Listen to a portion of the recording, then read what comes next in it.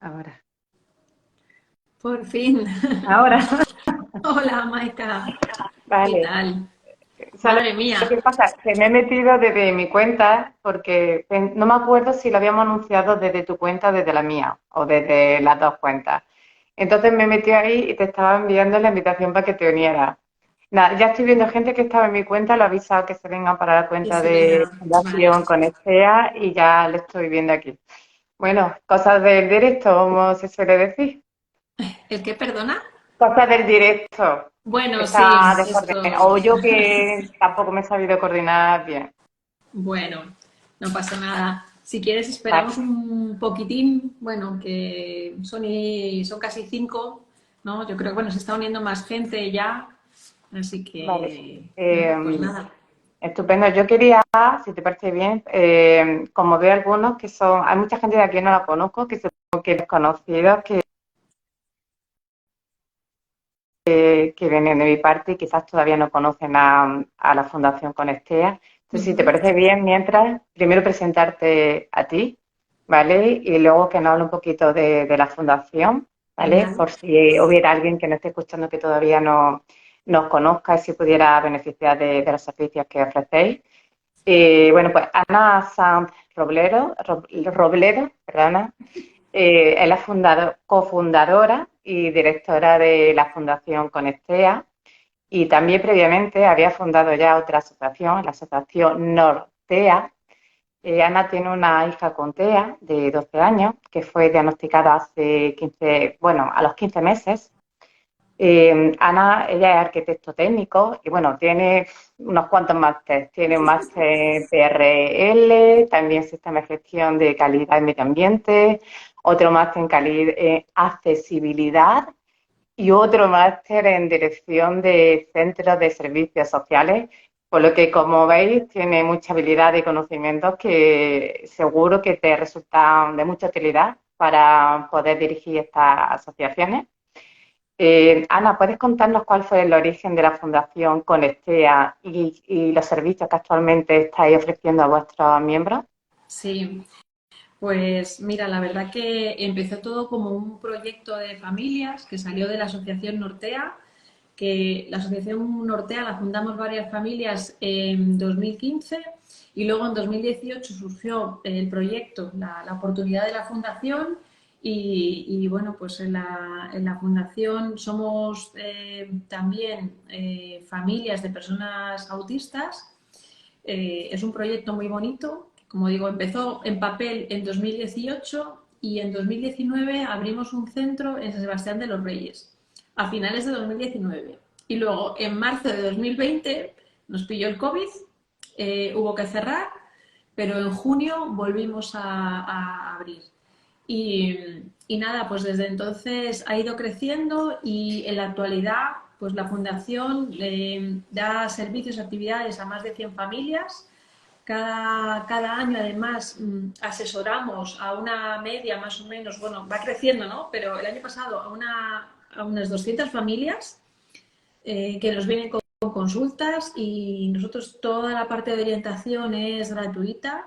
También, bueno, pues hay muchísima información en la página web porque una de las misiones de la Fundación es informar con información que sea eh, veraz, de calidad y útil ¿Nos puedes para cualquier. decir cuál es la página web para que nos esté escuchando y Sí, todavía no la conozca? página web, bueno, pues si tú pones Fundación Ya Conectea, es aparece. Estupendo. fundacionconectea.org y bueno, recibimos, como digo, consultas de muchísimas personas. Además, voy a decirlo también, tanto de España como, bueno, a nivel mundial, de Latinoamérica.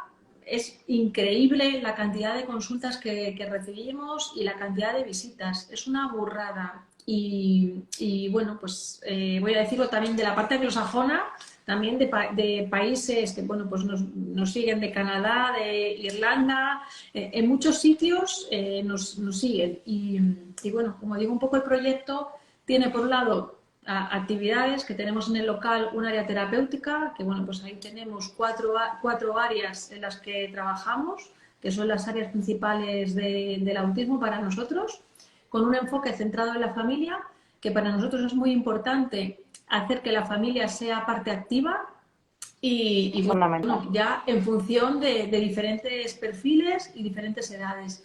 Nosotros como entidad, vamos a decirlo, no estamos focalizados en un perfil concreto, sino que si viene una persona de diferentes edades, con diferentes dificultades, pues intentamos apoyar, ayudar. Tenemos también un proyecto de becas para familias que están, Interesante. claro, con criterios en riesgo de exclusión social, intentando ayudar que todo el coste económico de actividades terapéuticas, pues intentar también bajarlo. Y bueno, vamos haciendo alianzas con diferentes entidades de todo tipo, ¿no? Y un poco también surgió por ahí un poco la manera un poco de enlazar con Aristea, porque también nosotros, o sea, tocamos varios palos, ¿no? Una parte, la parte terapéutica, la parte de salud, la parte deportiva, porque creemos que al final todo esto pues tiene que ser, cuanto más se abra la estrategia global, pues puedes ayudar a más familias y es un poco lo que Está llevamos haciendo claro, en la Fundación. debe ser multidisciplinar. Mm.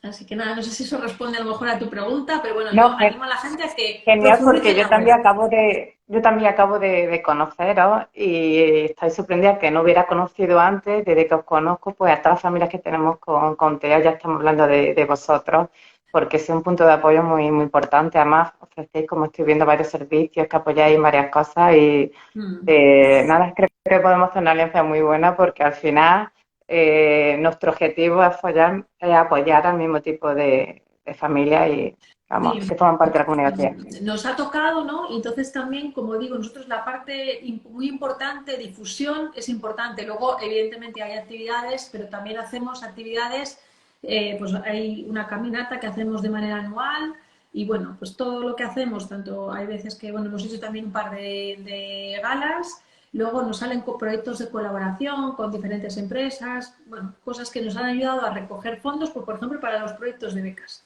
que eso es importante. Todo lo que podamos, pues hay familias que al final, pues si en tu familia, pues el padre y la madre trabajamos, como progenitores trabajamos, pues evidentemente estás en una situación más privilegiada que otras familias que no tienen recursos o que, por ejemplo, no tienen información y tienen que tomar decisiones y nosotros intentamos apoyar en lo que podemos. Nos ha tocado esto y bueno, pues nosotros también bueno, yo y mi familia de manera personal recibimos inicialmente en los momentos más duros, que son al inicio del diagnóstico, cuando estás súper perdido, ese apoyo y eso es un poco lo que intentamos replicar, ¿no? Ahorrar tiempo, sobre todo en toma de decisiones y en todo lo que podamos. Y además está en el momento más importante que es justo al principio, cuando te dan el diagnóstico y te ves súper perdido que no sabes por dónde empezar. Exacto. Estupendo. Bueno, pues si queréis la parte de la camioneta de Málaga, yo aquí me ofrezco si hace falta alguna voluntaria para organizarla, por lo menos en esta ciudad, contad conmigo. Genial. Muchas gracias, Maika. Bueno, pues ahora me toca a mí presentarte a ti, Maika, ¿no? Porque un poco este espacio que hemos creado hoy es un poco para que también nos ilumines a las familias de personas con TEA sobre algo tan importante como es la nutrición. Y bueno, Maika Carrillo Suárez es dietista, nutricionista, es especialista en patologías digestivas, intolerancias alimentarias y microbiota. Y un poco, bueno, pues se trata hoy de iluminarnos, aclararnos un poco sobre esto que se habla además, que está un poco, yo creo que es trending, ¿no? En el sentido de que cada vez se va sabiendo más sobre la importancia de la microbiota intestinal en el autismo y el impacto que eso puede crear en la salud de una persona con TEA. Y bueno, vamos a empezar con la entrevista, Maika. Y lo primero de todo es preguntarte, ¿por qué elegiste la carrera de dietista nutricionista? Bueno, a ver, yo siempre me ha encantado leer desde muy pequeña y yo crecí leyendo libros que se había comprado mi madre para ella, ¿vale? Sobre cómo curar con alimentos, medicina natural y todo este tipo de temas. Eso se juntó con que una de mis hermanas, quizás por eso a mi madre también le gusta leer sobre esto, una de mis hermanas nació con espina bífida, que es una de las enfermedades congénitas que en muchos casos se puede prevenir con una correcta alimentación y suplementación, no en todos los casos, es decir, no hay que sentirse culpable si alguien Hay gente que incluso habiéndose suplementado con ácido fólico, pues también con espina bífida. Pero claro, a mí eso ya fue un pensamiento que se me quedó, que, ay, si mi madre llega a estar más informada de si se hubiera suplementado.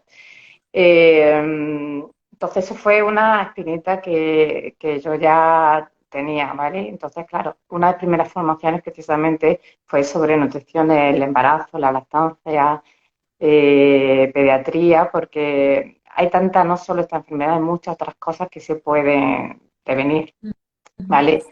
Hay otras que, por desgracia, como en el TEA, no se sabe todavía. Ojalá se supiera qué debes comer, qué debes hacer para no prevenirlo.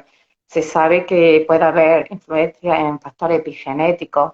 Por ejemplo, hay muchas madres que tienen, por tener una disbiosis, producen muchas toxinas lipopolisacáridos, que en algunas de ellas puede activar ciertos genes que hay que tenerlos y entonces aumenta el riesgo de que tengan niños con sintomatología que se asocia a TEA.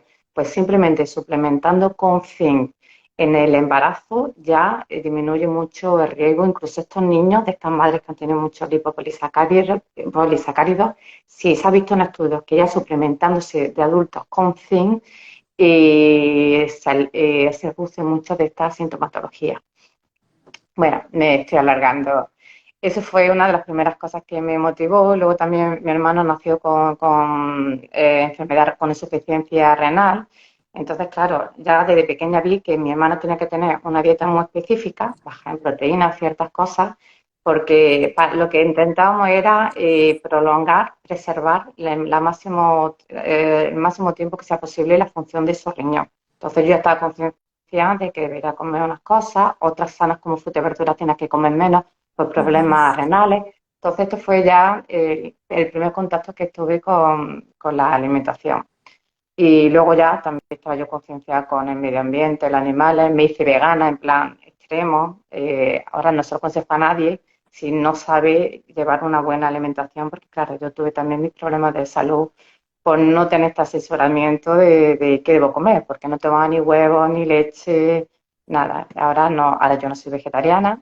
Sí que apoyo la alimentación vegetariana, no solo por concienciación con los animales, sino que desde que estoy estudiando el tema de microbiota, veo que algunos productos animales, sobre todo la carne, que utilizan nuestras bacterias para producir toxinas, tóxicos que también van al cerebro. Entonces sí que aconsejo reducir el consumo de carne, sobre todo si se tiene hipocloridia, falta de o de enzimas digestivas que no se digieren en esas proteínas de la carne, ahí es cuando hay que tener cuidado porque la va a llegar en más Claro. cantidad de estas bacterias. Eso, Y por además, es una cosa que, bueno, ahora comentaremos, ¿no? Pero en personas con TEA es que hay muchas cosas que las familias no sabemos, o sea, y hay veces que introducir pequeños cambios, pues puede suponer algo que dices, ostras, es que de esto de haberlo sabido antes, y yo creo que por eso también nosotros en la web intentamos que haya mucha información, porque que la gente se actualice, porque luego esto va cambiando. Lo que yo sé ahora, digo muchas veces, ojalá yo hubiera sabido hace 10 años lo que sé ahora. Es que a lo mejor exactamente. hubiera cambiado cosas en la intervención de mi hija, hubiéramos tomado otras decisiones, ¿no? Entonces, es tan importante lo que tú dices, no saber esa, Por ojalá, ¿no? lo menos intentarlo, es decir, que no, a lo mejor no hubiera, aunque lo hubiera hecho de otra manera, el resultado hubiera sido lo mismo. Pero siempre hay que intentarlo y uno sobre todo se queda más tranquilo diciendo, bueno, yo he hecho todo lo que he podido con lo que sabía en ese momento.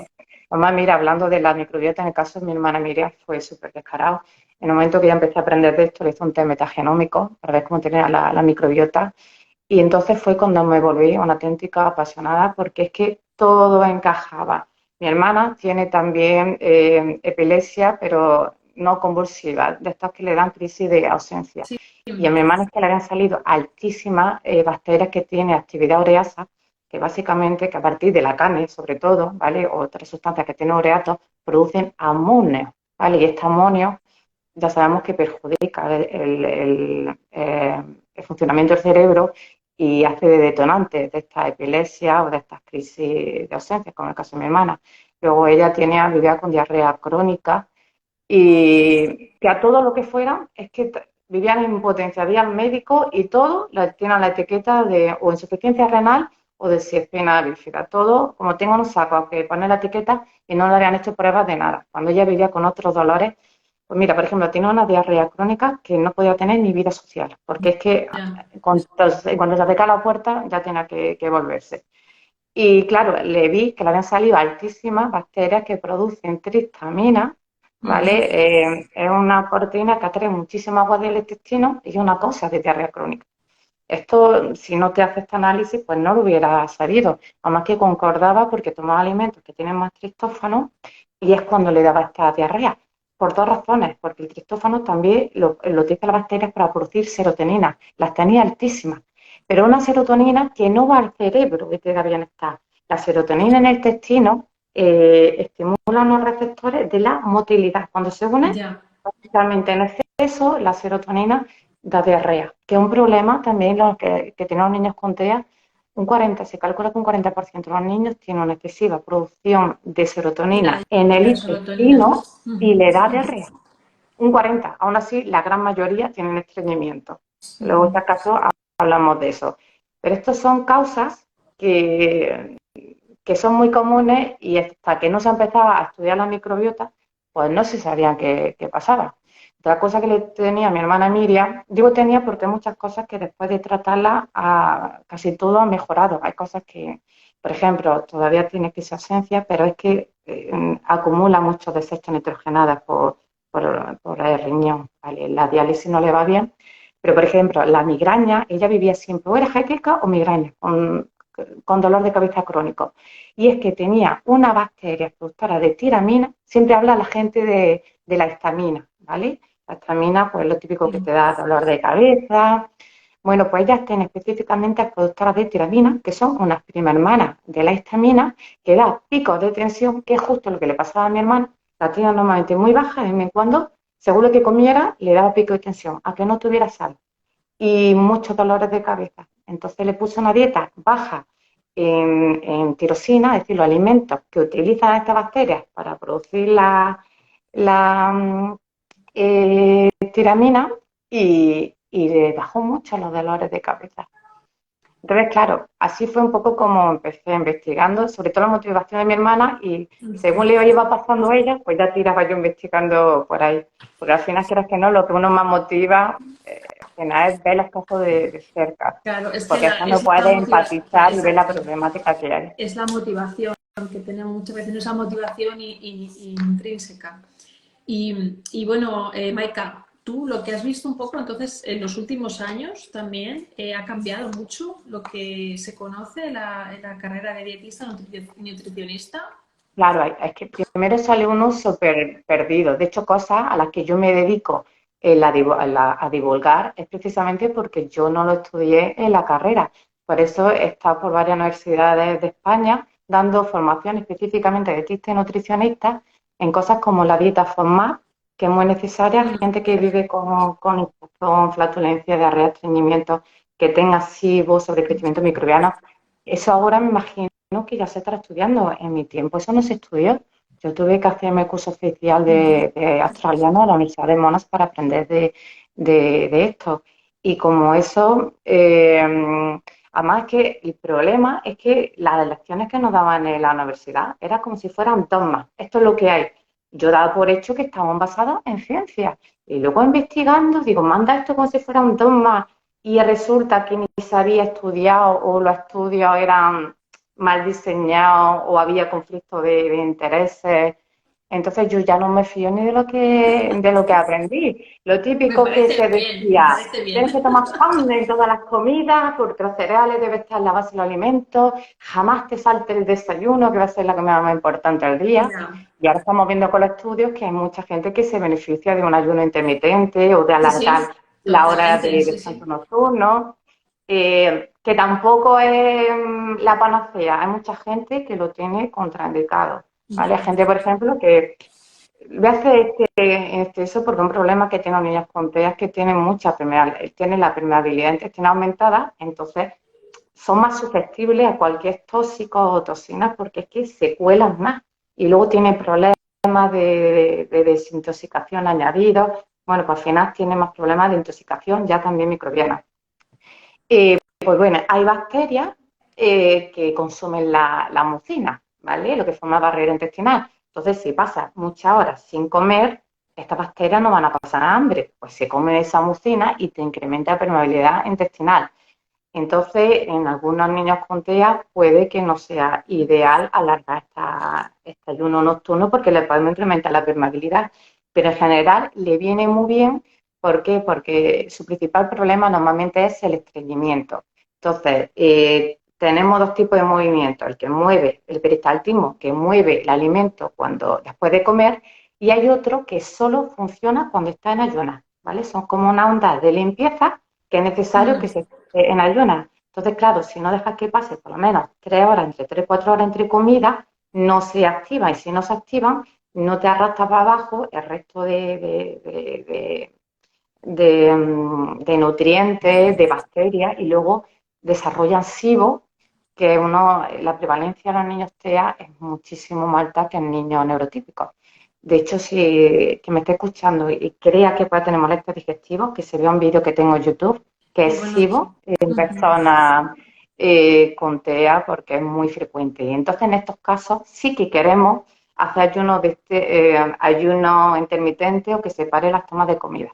Es decir, que no hay un consejo así para todas, al final hay que No, adaptarlo para cada eso es caso. algo que también, que yo creo que muchas veces las familias cometemos el error de pensar, a ver, el autismo es verdad que es un trastorno que tiene ciertas áreas que, vamos a decir, que ahí puedes ir agrupando personas que por sintomatología, pero es verdad que luego el autismo de una persona, tanto el origen, la causa, por así decirlo, bueno, hay causas que se conocen en algunos autismos, en otros no, pero claro, la variabilidad genética ya implica ahí una diferenciación. Entonces, hay veces bueno, pues las familias preguntan, ¿y yo puedo hacer tal? No sé qué. Yo siempre, por ejemplo, digo, tienes que dirigirte a un médico.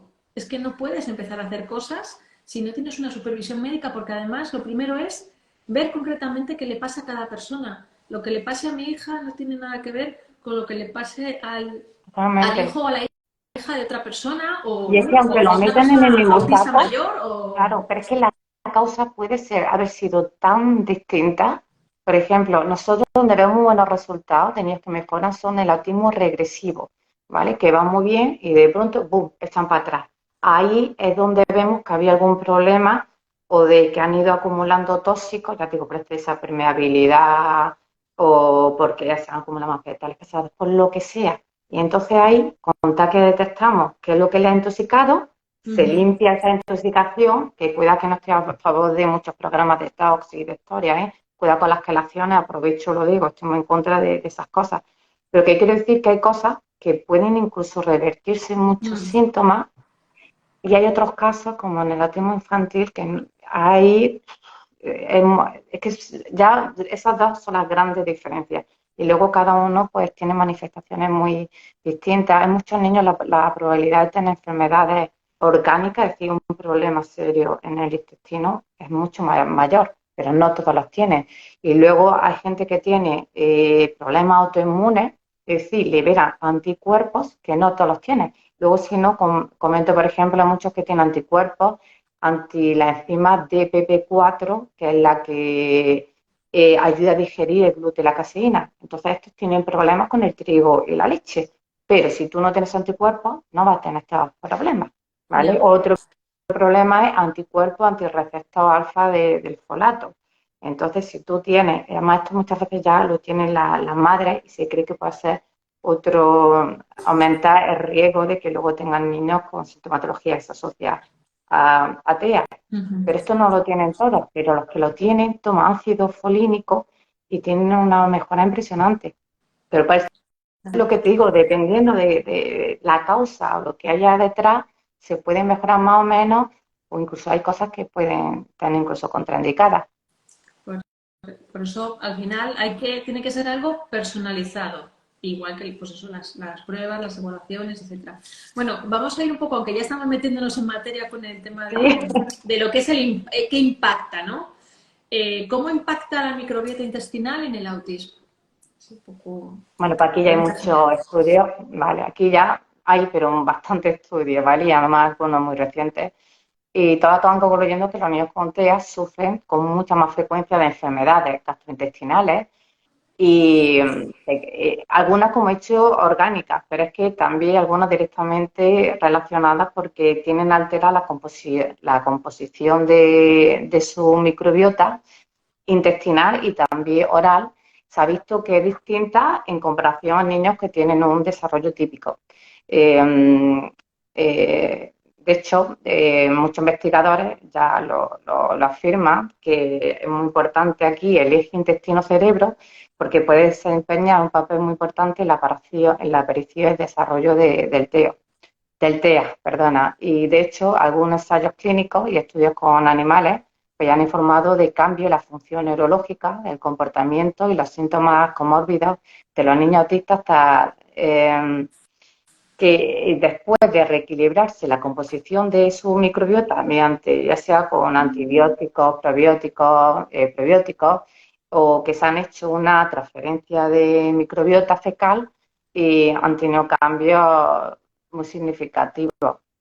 Eh, y además nosotros en el equipo de Aristea lo tenemos muy claro, estamos muy convencidos de la efectividad que tiene tratar la microbiota, porque estamos viendo mejoras bastante significativas, ya tan solo tratando la disbiosis, ¿vale? Lo primero que hacemos, vamos a tratarla y luego ya en fases posteriores nos centramos pues quizás en una alimentación que tiene o algunos suplementos específicos que sabemos que son psicotrópicos y que actúan a nivel cerebral, pero ya solo modificando la microbiota ya vemos mejoras, sobre todo en estos niños que también tienen molestias digestivas. En esto mejora mucho a nivel neurológico, pero ya vemos que se están manifestando a nivel también digestivo. Los que no tienen esto ya no se notan tantos cambios también, no mejoran tanto a nivel comportamiento, porque posiblemente, claro, si tú tienes una desbiosis te da síntomas tanto a nivel Ujú. digestivo como también neurológico. Ah, perfecto. Perdona un momento, Maika, que me parece que he hecho algo. He invitado a una Lo estoy persona. viendo, creo que alguien ha Sí, intentado entrar y tú le he lo has dado yo. aceptado. Por favor, no sé quién eres, ¿te puedes salir de la presentación? Te lo agradezco. Es que soy un poco torpe yo con las redes, No, con Instagram. es la costumbre. Es que muchas veces alguien da a Sí, solicitar entrar le he y lo dado mismo lo da a a un aceptar. sitio. No sé, es una persona que está aquí que tiene como un icono con gafas, con una... Si te puedes salir, te lo agradezco. Bueno, Sí sabe ahora cómo y sabe cómo salirse. salirse. Vale, genial. Muchas Vale, gracias, estupendo, Perdona, gracias. que ha sido culpa mía. Bueno, y Maika, ¿cómo empezaste a trabajar con pacientes autistas? Porque a nivel de la nutrición, ¿cómo empezó todo esto? Vale, pues fue justo después, acababa de terminar con el doctor Blas López Rueda, un estudio que hicimos preliminar sobre la microbiota de pacientes con síndrome de fatiga crónica. Ajá. Entonces, claro, queríamos seguir investigando sobre la microbiota y habíamos pensado que a los pacientes que más podríamos ayudarles son los niños con TEA, porque ya por entonces había muchos estudios sobre la modificación, modulación de la microbiota en estos niños. Y además, al igual que yo, siempre nos daba mucha rabia porque en el otro grupo, el de síndrome hepática crónica, también habíamos incluido con sensibilidad química múltiple. Y estábamos viendo cómo se aprovechaban con terapias carísimas, o sea, ridículas algunas, y queríamos buscar algo porque modular la microbiota normalmente se modula con la alimentación. Entonces, imagínate encontrar una terapia simplemente con la dieta que ayude a los pacientes. Entonces, para el síndrome, bueno, cefalomielitis miálgica, Ujú. ahí lo vimos claro que podríamos ayudar. Y pensamos, y en el TEA, que pasa lo mismo, que se gastan dineral en muchas terapias, pseudoterapias, que no están ni avaladas, imagínate que damos con la clave con la microbiota, porque al final se modula principalmente con la alimentación. Entonces decidimos hacer el estudio metagenómica de microbiota de estos niños. Y además que coincidía que acababa de leerme un estudio que había publicado el doctor Adams, en el que habían hecho, primero le daban a los niños vancomicina, vamos, para limpiarle todo lo que Ujú. tiene la microbiota, todo incluso lo bueno, pero bueno, después hacía una transferencia de materia fecal Ujú. de niños neurotípicos, de niños sanos, y y se había una mejora no solo a nivel digestivo, sino a nivel conductual. Estos niños mejoraban.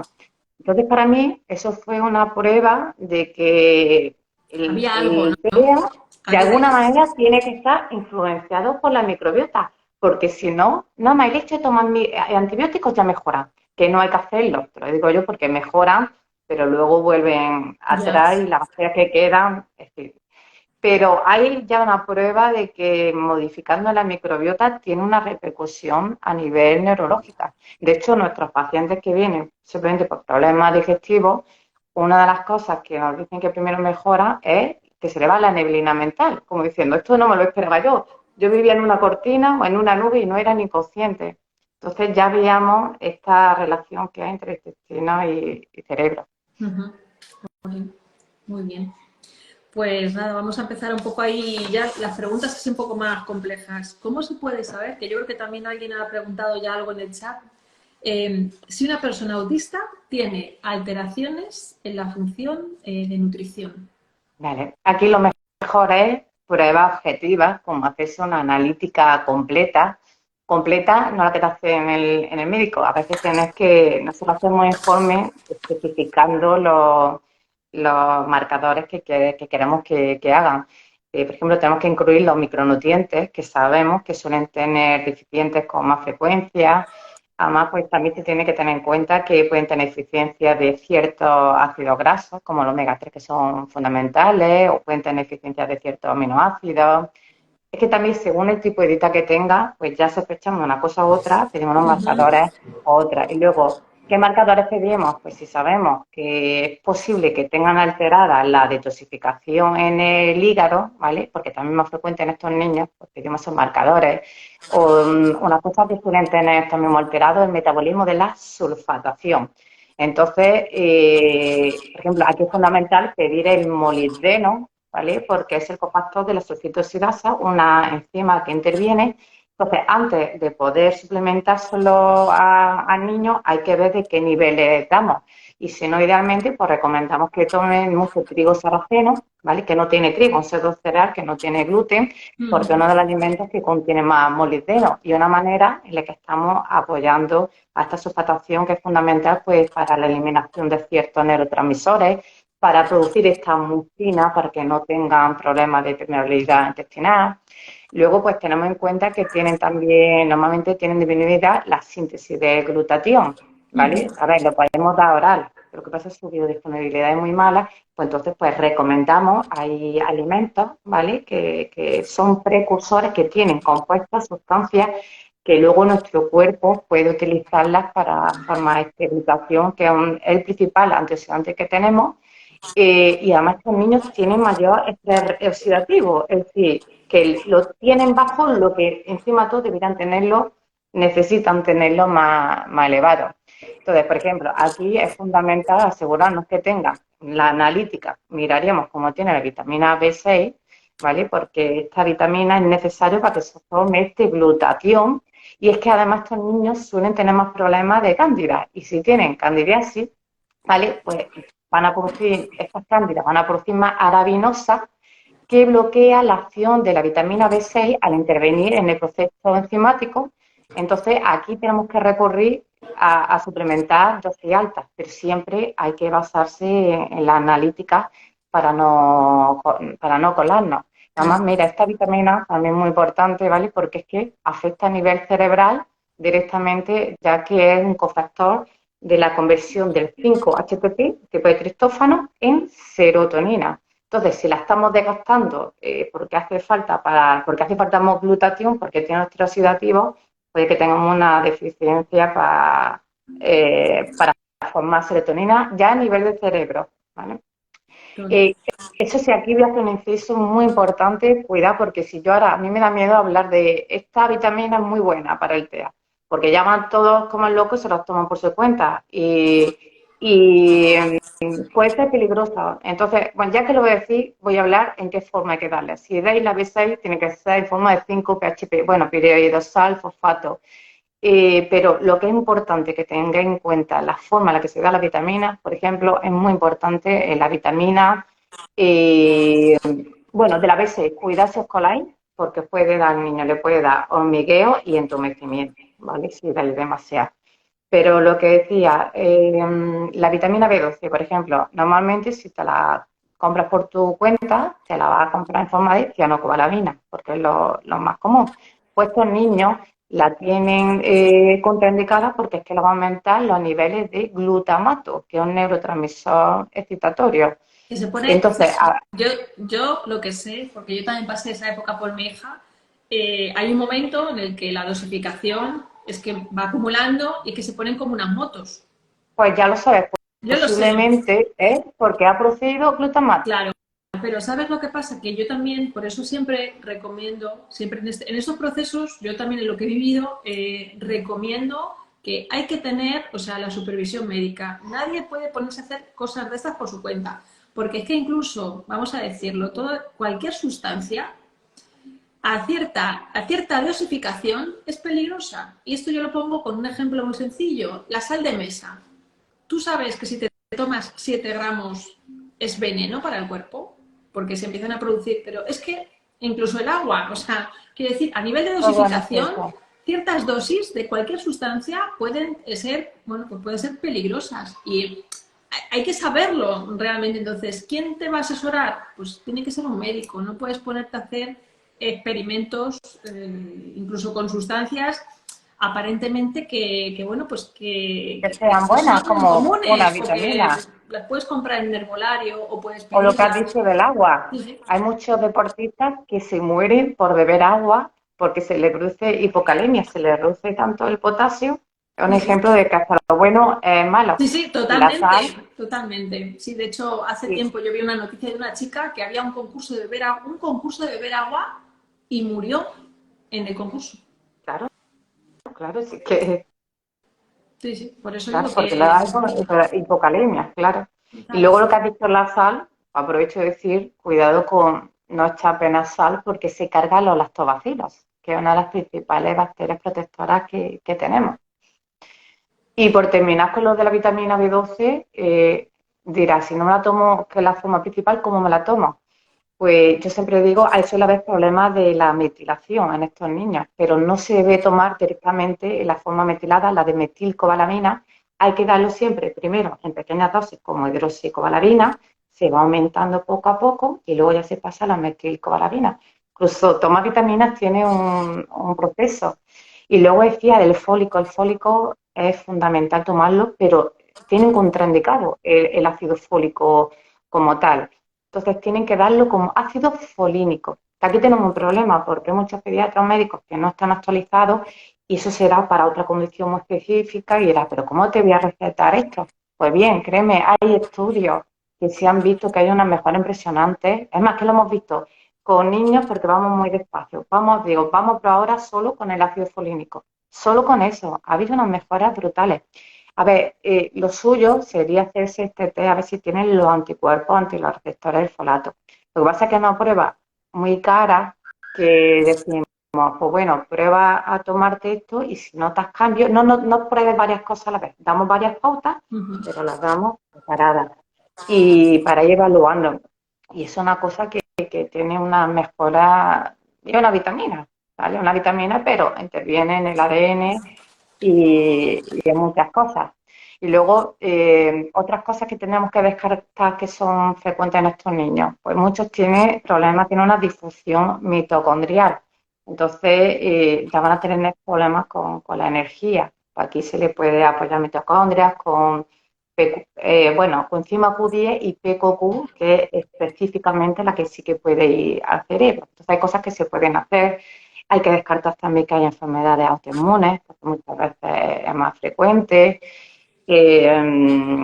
Hay marcadores que podemos pedir para ver el estrés oxidativo, pero directamente vamos a dar por hecho que lo tiene y vamos a darle más alimentos que contienen antioxidantes. Y ya Bueno, está. que eso al final es bueno, o Vamos a sea, mejorarlo, claro. independiente, te lo digo para no gastarse dinero en tantas pruebas, como por ejemplo para ver la prueba de la permeabilidad intestinal. Yo nunca recomiendo que se haga esa prueba. ¿Qué más da? Si tomas algo y te da síntomas fuera del intestino, extradigestivo, está claro que se te están colando las cosas. Ujú. siempre hay que intentar mejorar la barrera intestinal, pues vamos a centrarnos en tratarla, la tenga mejor o peor. Y que hay analítica específica del estrés oxidativo, pero vamos a mejorar el glutatión y otras cosas y directamente. Vale, Ahora vale, muy bien. la Pues, melatonina, que es un Maika, problema que estos niños lo tienen, aumenta la... ¿Sí? yo creo que ya casi, bueno, me estás contestando un poco a otra pregunta que teníamos, que es cómo se hace el abordaje en nutrición, ¿no? Ya estás contando un montón de cosas, pero a nivel, en líneas generales, ¿cómo, cómo se recomienda hacer ese abordaje en nutrición a una familia que en un momento dado quiere decir, estoy empezando a ver esto y, y cómo empiezo? Vale. A ver, está claro que lo que se haga es recomendable que esté asesorado por un especialista, ¿vale? Por eso de que es muy frecuente de que tenga estas deficiencias nutricionales específicas. También, esto sobre todo para los que comienzan y no tienen en cuenta que pueden tener hipersensibilidades sensoriales, ¿vale? Que hace que rechacen ciertos alimentos, pues se les explica para que no tengan esta frustración de quiero que coma este y esto, pero no me lo come. Un problema que vemos que no toman una suficiente variedad de alimentos saludables que les permita cubrir todos sus requerimientos, que además hay que tener en cuenta que son niños que están en edad de crecimiento y si no tienen ciertos nutrientes se les puede afectar su desarrollo físico y mental.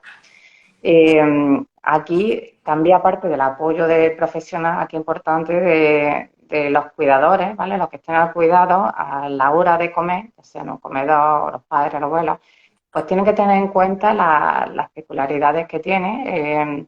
Por ejemplo, pues que tengan en cuenta que a lo mejor se queda con la abuela, que no sabe, está un poco más perdida.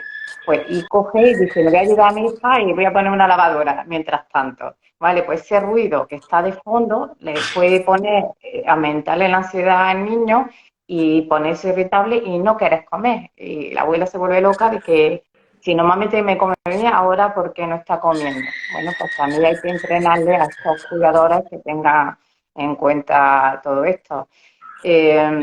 Luego, pues bueno, el mejor consejo también que os puedo dar es que no agobiéis demasiado, ¿vale? Porque al final ahora la comida es una fuente de estrés enorme para los padres y al final esto repercute en vuestra salud, en la salud de las familias y los cuidadores. Entonces, aunque ahora voy a dar algunos consejos de cómo alimentarlos, no agobiéis demasiado, que si no se hace mejor, se hace peor. Esperemos en de vuestro niño que lo disfrutéis, que disfrutéis de ese momento, porque si no, al final se empapa también de la tensión. Esto es muy fácil decirlo, ¿eh? Que yo también tengo mis hijos y tengo que lidiar en las comidas y sí, es muy difícil. Pero intentar estar relajado y tener expectativas claras de que es muy difícil que acepten incrementar los alimentos y no estreséis. Bueno, al Todo el mundo principio, debería hacer meditación antes de empezar a comer. claro, al principio pasa con todos, pero bueno, es verdad, yo lo digo ya también un poco con la trayectoria, luego las cosas van cambiando. Ahora a mí, mi hija, por ejemplo, me empezó a pedir cosas, o sea, poco a poco también empezó a probar cosas que decías, un alimento verde, por ejemplo, el guacamole, ¿no? Pues se ha hecho especialista, casi catadora de guacamoles. Y ya es como ese tipo de cosas, cuando tú las ves, dices, ostras, todo el camino que hemos recorrido, ¿no? Hasta llegar aquí, pero que luego se van produciendo cambios.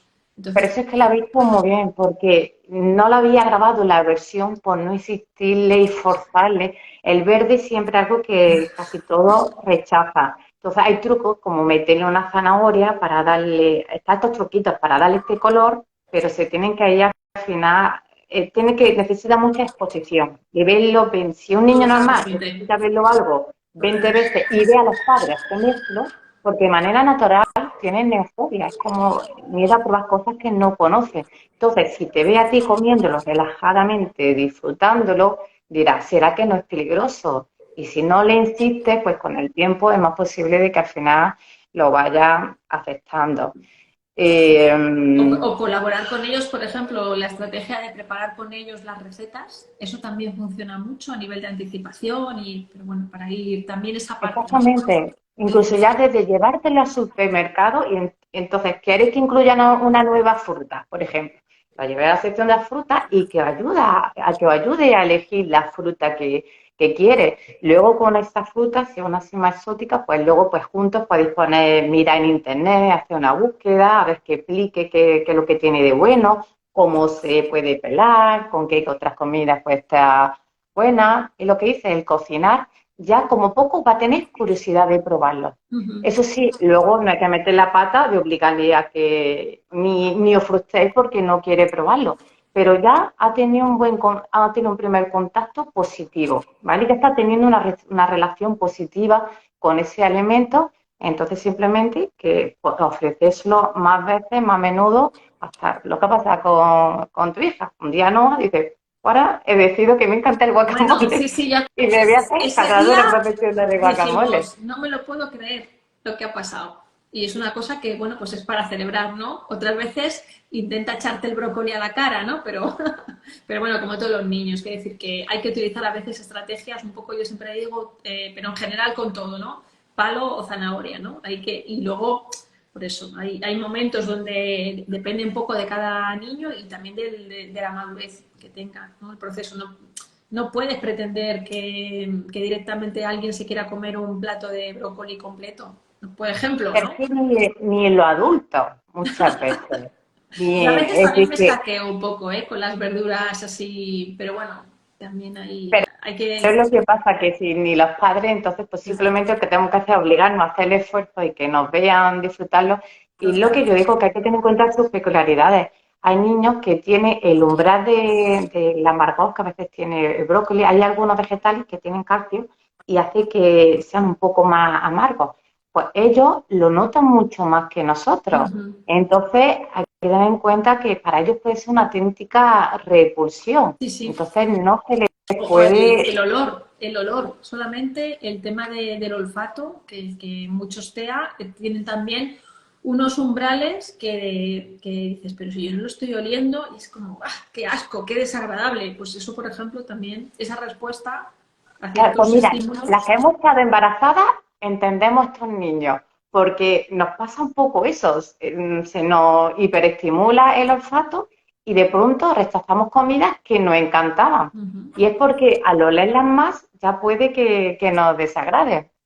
Y los ruidos, hay niños que rechazan alimentos así crujientes porque lo escuchan tanto que los Bueno, perturba. o al contrario, que buscan esa estimulación también, ¿eh? Que bueno, eso ya en Ya las ves lo que jornadas pasa, que se no contará siempre un es poco hiper, también. a veces hipoestimulación. Entonces, aquí siempre hay que decir que la alimentación hay que adaptarla a cada persona.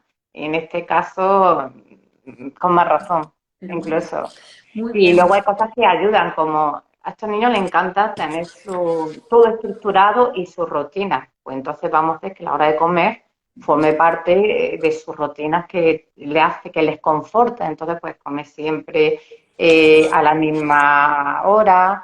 Y luego, cosas importantes, has dicho a nivel nutricional, ¿qué tenemos que tener en cuenta? ¿Cuál debe ser nuestro objetivo a la hora de ir aumentando la variedad de alimentos? Pues bien, tenemos que conseguir que consiga tomar un alimento de cada una de las categorías de los distintos alimentos saludables, ¿vale? Así, aunque se tenga una dieta muy limitada, que tome solo unos pocos alimentos, pero si conseguimos que tome un alimento de cada categoría, ya las posibilidades de que esté cubriendo la mayoría de sus nutrientes ya es bastante alta. Y luego, Y luego, eso también, por ejemplo, ya es una pregunta, ¿eso también repercutiría en la variabilidad de flora, por totalmente, ejemplo? Eso totalmente. pasa, ¿no? También muchas veces. Bueno, ya te estoy ahí haciendo alguna pregunta un poco más, No, no, pero bueno. pero me encanta, por ejemplo, esto es algo que siempre digo, siempre hay que elegir dentro de cada grupo, sobre todo fruta y verdura, el que tenga más color, ¿vale? Porque cada color, cada pigmento se asocia a un tipo de vitamina, pero Ujú. también a un tipo de flavonoide o de sustancias que alimenta a un tipo u otro de bacterias beneficiosas. Pero es que no solo que puede alimentar a las buenas, sino que además mata a las malas, Sí, como la granada, las que es un tiene un poco ejemplo que más me a raya, encanta. ¿no? Las malas tienen menos que comer, por así decirlo, ¿no? Un poquito. No, pero es que tiene sustancias antimicrobianas. Por ejemplo, mira, el ácido elágico de la granada se carga al Clostridium difficile, que es una de las bacterias más patógenas que hay, Ya. Y aumenta la cremosis mucinífila, que es la principal productora de mucina, que un objetivo que tenemos con estos niños es disminuirle la permeabilidad intestinal. Entonces, queremos que tomen granada, no ya por su nivel nutricional, sino porque hay pigmentos, estos colores de la fruta verdera alimenta a esta bacteria beneficiosa. Entonces, si los niños rechazan alimentos con fibra, pues vamos a alimentar la bacteria de esta manera. Entonces, siempre, si por ejemplo, uvas, ¿qué daría? ¿Uvas verdes o negras?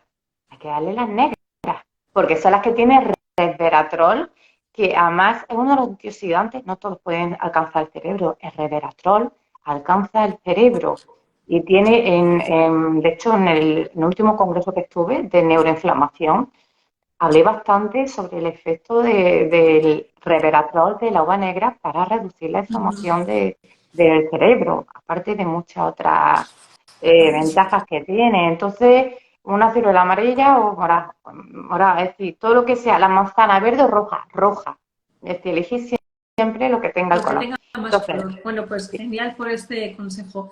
Y ya se nos va a agotar en nada. Yo creo ah, que el tiempo nos queda muy poco. Yo creo que esto es un poco como. Bueno, yo voy a recomendar que la gente. Yo sé que tienen muchos vídeos colgados en internet. Que también amplíe un poco esa información de toda la información que a través de Aristea se está difundiendo y un poco qué nos vas a contar en la jornada de Salud Citea del próximo jueves 30 de marzo, que va a ser presencial en Alcobendas, en la ciudad deportiva de Val de las Fuentes, que bueno, desde aquí también hacemos un llamamiento a quien no se haya apuntado que se apunte. Es una jornada presencial, aunque vamos a intentar luego grabarla también, pero ¿qué nos vas a contar allí un vale. poquito en el tiempo que Si va a ser muy quieres, breve? antes de que, como yo me puedo enrollar mucho hablando, quiero que dé tiempo también que hable de las otras charlas que va a haber. ¿Quieres comentar primero de qué van a ir las otras ponencias y luego ya hasta que me corte yo me pongo a hablar? Muy brevemente, como tú quieras, Maika, muy brevemente. Vale, pues a ver, me encanta hablar siempre de los compuestos bioactivos que tienen ciertos alimentos para influir en las funciones del cerebro, como la memoria, comportamiento, conexión, a través del efecto que ejerce sobre la microbiota, ¿vale? Porque hay estudios, además uno muy reciente, que se ha visto como ciertos compuestos, al modificar la microbiota, mejora específicamente los síntomas asociados al TEA. Entonces, bueno, pues poneros un ejemplo rápido, ¿vale? Porque dicho tal cual he dicho, suena muy aburrido. Pues nada, un estudio que se publicó hace un par de años, voy a hablar, el de resveratrol, que ya he contado de por qué tenéis que tomar uvas negras. Bueno, pues mejoró drásticamente los principales síntomas del TEA, porque también ayudó a prevenir el estrés oxidativo, le ayudó a reducir la inflamación. Luego, especies para cocinar, añadir siempre cúrcuma, porque la curcumina que tiene, ¿vale? Es una especie que tiene el curry. En este estudio ayudó a demostrar, ayudó también a mejorar esta sintomatología asociada al TEA, y además asociada a la dosis, porque se evaluó varias dosis. Cuando más dosis se le dio, más ayudaron a estos niños, posiblemente también porque tiene un efecto antimicrobiano, tiene la También. capacidad de matar a patógenos que no se matan con los antibióticos, que son resistentes a los antibióticos, y para la gente que tiene artritis es lo mejor para reducirle la inflamación. Es decir, que no va solo a tener un efecto en el cerebro. Y luego, frutas que habría que darle a los niños, las que tengan naringenina, que además, bueno, la naringenina está en el pomelo, la naranja, eh, el tomate. Bueno, pues estas sustancias que nosotros a veces utilizamos cuando tenemos gente con un problema de colis patógena, pues sí ha visto que si la dosis es suficientemente alta, a estos niños les ayudó a mejorar la ansiedad, la depresión, la memoria y, bueno, otros síntomas asociados al TEA. Y luego también, aparte de alimentos específicamente buenos para estos niños que deberían tomar, me gustaría hablar en esta jornada de algunas estrategias dietéticas, ¿vale? Que están más respaldadas por estudios. Ya estoy acelerando hablando porque sé que me queda sin tiempo. Bueno, pues sobre todo para ayudar a mejorar síntomas centrales del TEA. Por ejemplo, he comentado el caso de que hay muchos niños que producen anticuerpos ante la enzima DPP4, que es la que se encarga de extinguir los péptidos ricos en prolina, como la caseína, el gluten. Entonces, claro, si no hay suficiente cantidad de esta enzima, pues se quedan péptidos opiáceos incompletos. De hecho, les llaman gluteomorfina Sí. y caseomorfina. Estos son unos péptidos neuroactivos, o sea, decimos neuroactivos porque tienen capacidad de actuar sobre el cerebro como si fueran esorfinas, y porque es que estos se ha visto que pueden cruzar la barrera intestinal, también pueden cruzar la barrera hematoencefálica Ujú. y llegar al sistema nervioso central, y ahí pueden modificar la función del cerebro y contribuir al desarrollo del TEA. ¿Cómo se manifiesta? Porque no todos los niños van a tener este problema, no todos tienen que quitarse ni del gluten ni de la leche. Estos son algunos casos, pero como es más frecuente, pues hay que evaluarlo. Entonces, si el niño se ve que tiene como más somnolencia, falta de atención, o puede ser más agresivo, o se autolesiona, se ve que tiene autoagresión, incluso estereotipia, fijaros si lo tienen más cuando toma alguno de estos alimentos, o podéis probar temporalmente a retirarlo, y si ves que mejora, por ahí van los tiros. Si ves que no, pues lo podéis reintroducir. También si queréis hacer esta evaluación, pues se pueden comprar esta enzima, la DPP4, se pueden comprar y se les pueden dar, Para ver. sobre todo en esta fase de hay que evaluar. Les digo que no hay que quitárselo a todos, pero hay algunos que se notan, vamos, que lo notan un poco la mejoría. Y luego, pues, otra cosa que me gustaría hablar, pues, de algunas intervenciones dietéticas, ¿vale? Que tienen la capacidad de alterar la composición y la función de la microbiota intestinal. Específicamente voy a hablar de la dieta cetogénica, ¿vale? Porque está muy de moda, se habla mucho, y se cree que como la dieta cetogénica estimula el crecimiento de unas bacterias que producen GABA, también tenemos las que la consumen. Hay que ver neto. Pero bueno, se cree que ayudan en casos de niños TEA con epilepsia Epilepsia. Sí. refractaria, Ujú. pero se cree que uno de los mecanismos puede ser por esta producción de GABA, es decir, por cómo influye, cómo le modifica la microbiota a estos niños.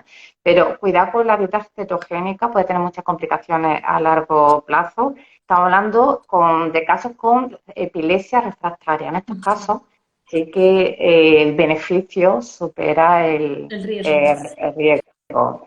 Y bueno, pues también hablaré específicamente de algunos, pues, probióticos y prebióticos que se han demostrado que ayudan en el TEA. Ujú. Debo decir que no hay ninguno que valga para todos los casos. ¿Por qué? Porque cada tipo de probiótico hace una cosa distinta, y como estábamos hablando antes, pues cada niño es un mundo. Entonces, pues, por ejemplo, pues hablaré del Lactobacillus plantarum, ¿vale? Porque se ha visto que puede desempeñar un papel muy importante específicamente en la ansiedad y en el comportamiento social de niños con TEA. Y luego en otro estudio, que fue en ratones, se evaluó la efectividad del Lactobacillus reuteri, ¿vale? Se vio que podría también mejorar el comportamiento social en el TEA. Luego otro que se ha estudiado mucho, hablando rápido porque sé que estoy sin tiempo, bueno, hablaré del bacteroide frágilis, específicamente para la ansiedad. De hecho, se está incluso estudiando como probiótico destinado a niños, a personas con TEA, específicamente el bacteroide frágiles, para que veáis la repercusión que puede tener. Y hasta ya voy a cortar. Bueno, voy a hablar de los prebióticos, porque siempre hablamos de los prebióticos y al final no se suelen quedar en el intestino, es muy difícil. Mm. Yo soy más de dar prebióticos, es decir, vamos a alimentarle a las bacterias buenas que ya tenemos, idealmente con la alimentación, como inulina, por ejemplo, con alimentos que tengan inulina, como la alcachofa. Problemas, decíamos que estos niños tienen mucho más problemas de sobrecrecimiento microbiano, de gases. Entonces, si le damos inulina, que es maravilloso en todos los sentidos para la microbiota, el efecto que va a tener, se produce una butirato y otras cosas que tienen un efecto súper beneficioso en el cerebro. Problemas que no se toleran. ¿Qué fibras prebióticas sí que se toleran y han demostrado que ayudan específicamente en el TEA? Pues la goma guar parcialmente hidrolizada, tiene que ser parcialmente hidrolizada para que no produzca tantos gases, Y luego una cosa que especialmente buena son los coscalactos oligosacáridos, que se encuentran de manera natural en las legumbres, por ejemplo, o en el tofu. Entonces, y además que es la fibra que específicamente reduce un tipo de bacteria, la fosforreductora, que produce un sibolivo de sulfuro, que es uno de los principales problemas que tienen estos niños. Ya está, me callo. Ya, quien quiere escucharlo, que se apunte Bueno, pero a la jornada, que se puede ver online, hay ¿no? que ampliar mucho porque es verdad que cuando empezamos a oír, yo la verdad que digo, hay veces que digo, madre mía, es que esto es un mundo, o sea, es un mundo por descubrir y que yo creo que también está en descubrimiento. No se sabía lo que se sabe ahora hace 10 años, es que es increíble cómo está avanzando todo esto. Y bueno, un poco también dentro de Aristea, ¿no? También, o sea, generalmente, periódicamente, hacéis también bueno, sesiones en directo también para también comentar todo esto y todos estos avances. ¿Hay alguna que nos quieras comentar, Maika? Sí. De Bueno, todos los próximamente que vais jueves, a hacer no, también. hay una que claro, te voy a comentar porque además va a ser lo siguiente, todos los jueves a las 7 hacemos live, pero como el próximo jueves me pilla volviendo de Madrid, que me cojo el tren de vuelta a las 6:30, pues nada, vamos a saltar el live. El siguiente jueves, Jueves Santo, pues nada, a descansar todo el mundo.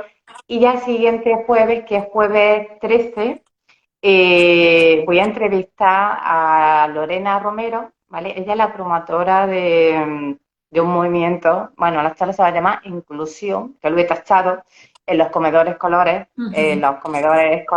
porque tiene un niño con TEA, está viendo de primera mano cómo no se adapta. Lo que digo que hay que tener en cuenta las particularidades, no tienen en cuenta de que tiene requerimientos especiales y nada, me encanta el movimiento Son momentos desestructurados de los coles.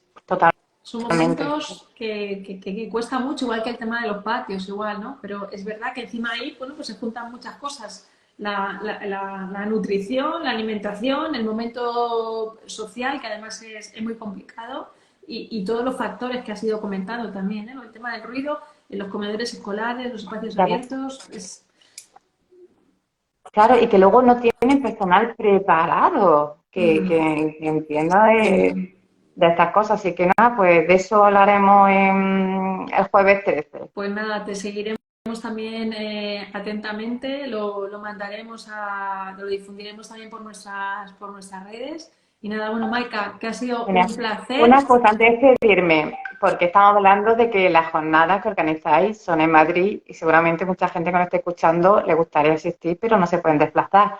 ¿También se hacen por streaming? ¿Se puede uno registrar online? Vamos a intentar grabarla. En streaming creo que no podremos por un tema de conexión, pero generalmente muchas de las jornadas que hacemos las vamos grabando y luego las ponemos y las colgamos Ah, para en que la vuestra gente... página web Sí, o... y luego cada cierto tiempo además volvemos a poner, porque bueno, pues en la época del COVID la Fundación hizo mucha formación de charlas, de input, porque bueno, hubo una, por ejemplo, de temas de crisis de personas con TEA, que tuvimos que incluso parcelarla en varias sesiones porque se nos apuntaron de golpe imposible de gestionar por nosotros, que pues éramos, bueno, somos pequeños, ¿no? Pero que hay cosas que en ese momento era imposible para nosotros gestionar. Y entonces nosotros queremos colaborar siempre con esta difusión del conocimiento, de la información, que a cualquier familia, cuando está en el inicio, pues eso, que pueda ir luego optando a ir obteniendo pues charlas de especialistas que eso le puedan ayudar y que con eso le empiecen a descubrir un poco a campos que en el TEA son importantes y que a lo mejor en función de dónde estás y de la suerte que tengas con los profesionales que estás, pues eso marca también tu hoja de ruta, ¿no? Y por eso queremos, ¿no?, que llegue la información buena, de calidad, actualizada, para que eso luego pueda cambiar, como dicen muchas veces, ¿no?, por ahí, ¿no? Un diagnóstico no es el pronóstico. Eso es lo Exactamente. que... Es buenísimo. Esa frase es buenísima. No la había No escuchado es antes, nuestra, no es nuestra, ¿eh? No me pero acuerdo de quién es, yo la he visto por es ahí y genial. digo, qué frase más buena, porque al final es que es eso, es que el camino no está escrito, no está escrito. Y si alguien te dice que está escrito, es que no es verdad, ¿vale? Y podemos cambiar, no podemos cambiarlo todo, pero hay cosas que podemos cambiar. Totalmente. Bueno, Pues nada, Maika, pues muchísimas gracias. nada, a ti por entrevistarme. Ha sido un Y placer. Y nada, nos vemos el nos próximo vemos la jueves. semana que viene. Estoy deseando ya de conocerte en persona.